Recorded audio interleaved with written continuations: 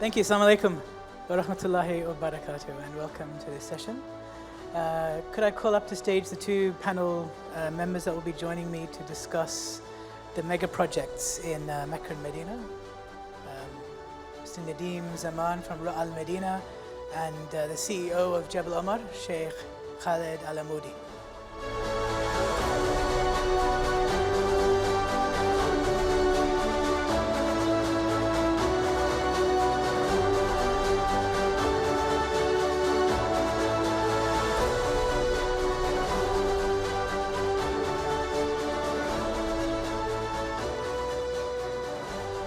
Thank you. Assalamu alaikum. Welcome, ahlan sahlan, to the panel appointment today. The question that we're discussing is the strategies for success in delivering mega projects in the holy cities. And we have with us today Sheikh Khalid Al-Amoudi, CEO of Jabal Omar. Jabal Omar is, as you know, a fascinating case study, an exercise that commenced in 2007 with the expropriation of land in Mecca and has continued its journey to this day. And Al-Madinah, a very ambitious PIF project in Madinah next to Masjid al-Nabawi, and will comprise a significant redevelopment and introduction of new stock into the Medina hospitality market. So I'd like to begin with the question for the panel. What are the key factors that have contributed to the success of your mega project? Now, I appreciate your projects are at different cycles in the development life cycle. But Sheikh Khalid, would you like to speak about the key factors that have contributed to the success of Jabal Omar?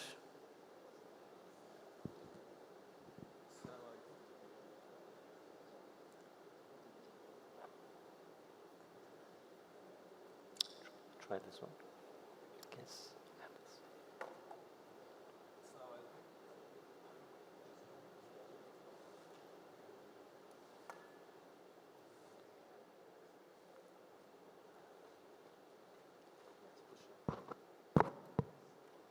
Assalamu alaikum wa rahmatullahi wa barakatuh. Good afternoon, ladies and gentlemen. Thank you, guys, for having me today. I think such a question might need 2 to 3 hours, if that is allowed, but I'm not sure if that will allow us. We have 17 minutes left. Yeah. So just to make things, hopefully, in an executive summary approach, I would see that first we need to start with the financial feasibility and the feasibility of the whole project as a start. And we need to make sure that the team that is leading such an exercise are not emotionally engaged into the development, not emotionally engaged into the engineering side, not emotionally engaged also with, we need to just do serving through such a project. So that is a financial feasibility once. Once this is very clear, I think you need to go to a next step, which is the operating model that you want to decide. So many ambitious projects that I can see, and I think that's, again, in Jabal Omar today. I would be very grateful today to the team that we got today, that we become expert of doing things that you don't need to do in Mecca. So we become expert of not to do in Mecca, things that you're supposed not to do. And accordingly, that might be part of a strategy you need to take, that what things that you're supposed not to do to reflect learning. So your operating model is very clear today because so many mega projects have decided to do a developer role. However, it can work, factoring so many things such as the cost of land, cost of financing, and feasibility of the project. And some of them have decided to go to a master developer role, which I think the wiser and where is, the right positioning has to happen. Once this is very clear, no emotion around it, you need to move to the execution stage, which is how to manage stakeholders, how to have a strategy on the execution of the projects, who is and managing all financer, contractor, government relations. These stakeholders has to have a very clear plans to work with. And definitely, talent has to be very crucial part of identifying exactly what you want to do. So you need to decide, is it in-source, is it outsourced, what kind of mix you need to have in order to manage. So these may be high level now 3 to 4 points that I recall that we need to follow. However, icebergs, each one of them, and we need to go to the detail of how to bring this to a next level. Thank you, Sheikh Khalid.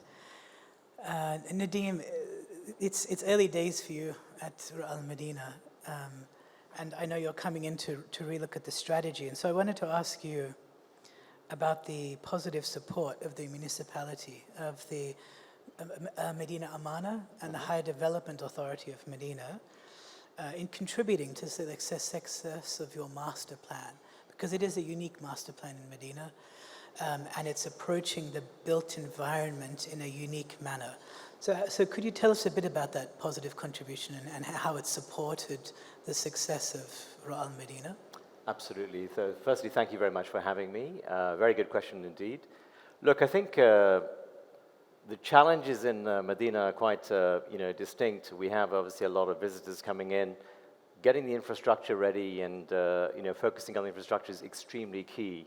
One of the big projects, for example, that we've been working on with Amana for the last couple of years is the BRT, the Bus Rapid Transit System, which is a PPP initiative that the Amana basically are leading with NCP. We see that as a major contributor. In fact, within our project in Rural Medina, we're going to have several stops, within this. This integrates into the whole transport system. The transport system itself is integral, right? We've seen obviously with the Harmain railway coming online, some years ago now, and with the expansion announcements of the airport also recently announced that having a BRT is going to be very key to kind of driving the whole success. So we've been working with Amana, other stakeholders, obviously in the city, to make sure that we deliver a seamless experience. As you said, early days yet, for our project, but we're going to be seeing the first of the construction contracts hopefully awarded this year. Work is already commenced massively, which involves many stakeholders on the big arterial tunnels.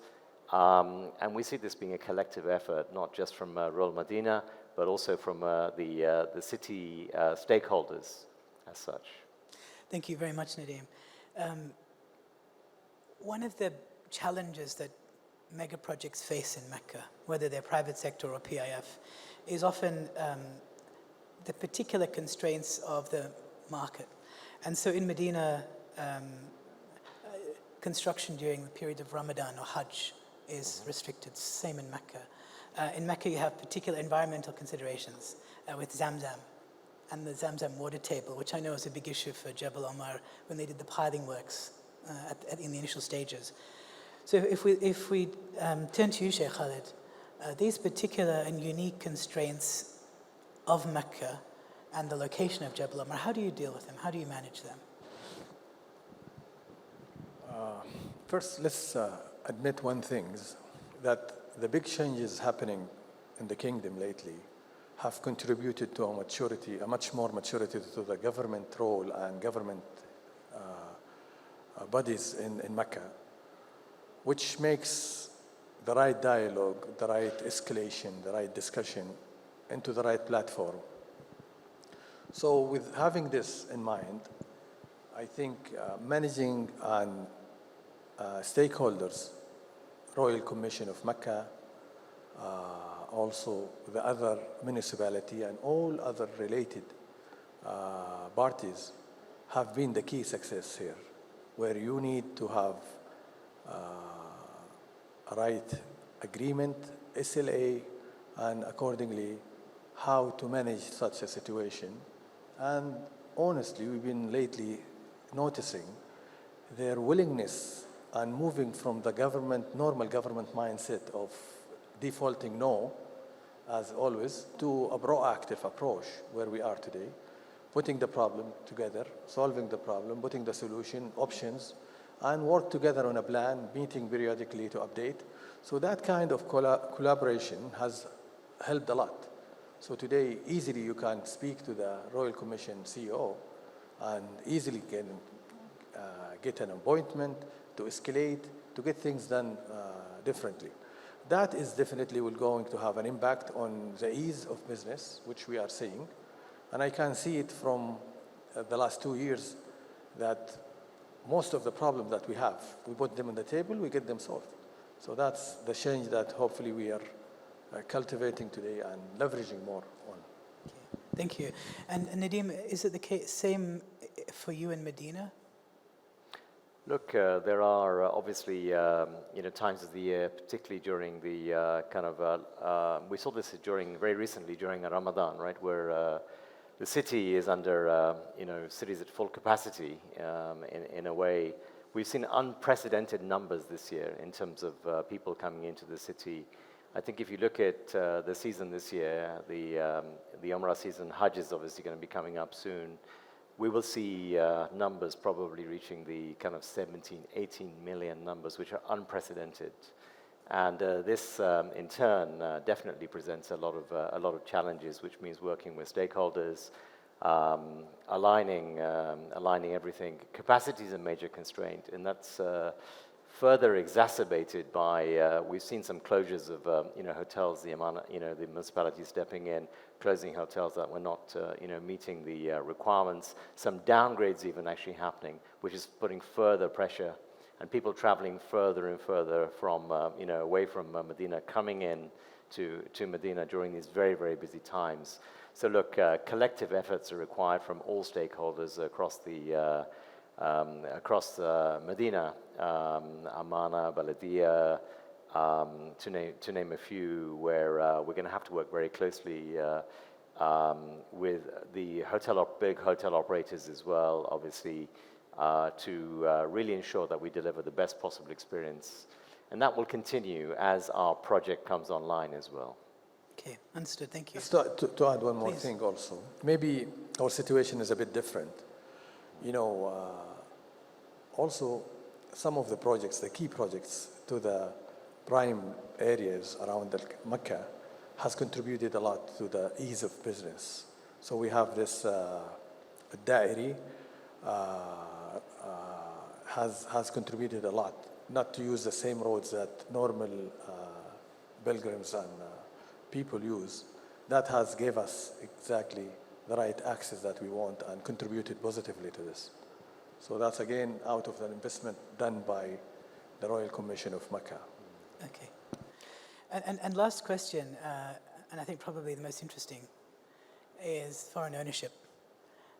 And I wanted to understand how important the ability to sell real estate to foreigners is to your project. And I know that, for example, at the end of 2021, the CMA changed issued a new circular allowing foreigners to invest into real estate funds that held assets in Mecca and Medina. The premium residency visas were introduced to allow holders to acquire a 99-year usufruct right to real estate in Mecca and Medina. And we expect this might perhaps be the beginning of an expanding opportunity for developers to sell the real estate that they develop to the broader market. As you know, 1.8 billion people all want to come and visit Mecca and Medina, and you're developing assets with a captive audience. How important is the ability to sell to foreign investors to you and your project? Sheikh Khalid.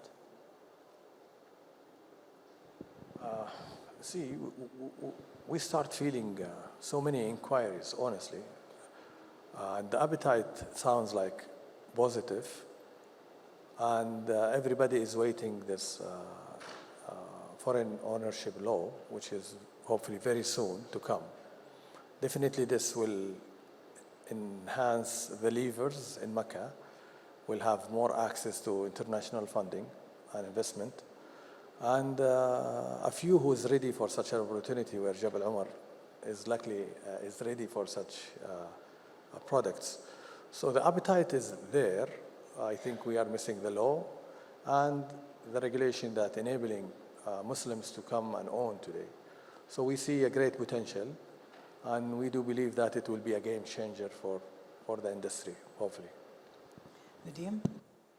Great question, actually. We see this being a very significant development moving forward. The fact that premier residencies have been introduced, foreigners being allowed to buy, the law almost there. I mean, I was part of some of the discussions that we had when I was earlier working with the Ministry of Investment. This changes a little bit the mix in terms of what Royal Madinah are focusing on. So rather than just focusing on hotels, we think that branded residences will increasingly become a very important component of the mix as well. So we're in the process of revising our numbers, looking at what those look like, but they'll only be revised upwards. There's a significant demand from the Muslim world in terms of ownership in both Madinah and Makkah, for that matter. And I think once the law is enacted, it comes into play, we'll really see a huge surge in terms of demand.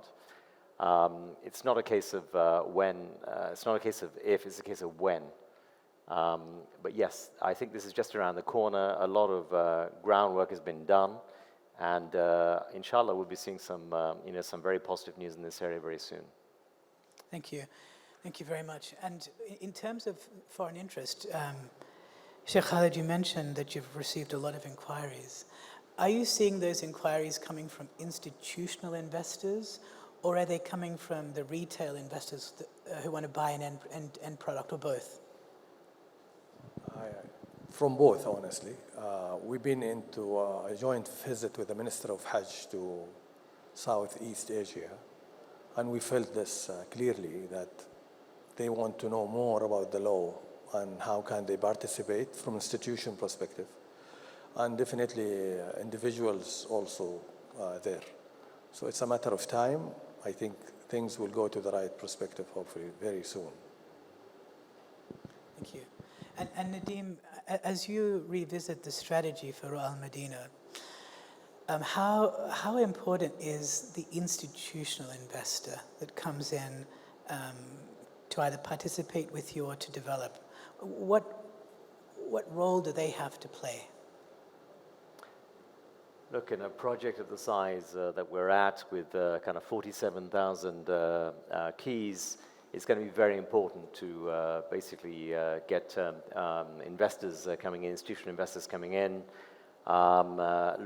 Many models will be looked at, including potentially selling some plots directly, co-investing, or in fact, operators coming in with their own investors as well. So look, we're open to different kind of strategic alliances and partnerships, and we're seeing significant interest. Over the last 3-4 weeks alone, we've had 2 foreign delegations coming in, who we've had discussions with, coming to Madinah, visiting us there, and more and more of these type of meetings are actually happening, and we see incredible interest in the projects we have. Look, Royal Madinah is one of the projects that we have. We're looking at Dar al-Hijra as a second, and there are some other projects that we see kind of coming online as well in the future. So I think we're gonna see investors, foreign investors, institutional investors, playing an increasingly important role moving forward in both the holy cities. Nadeem, Zaman, Sheikh Khalid Al-Amoudi, thank you very much for your time on the panel. Please thank our panel members.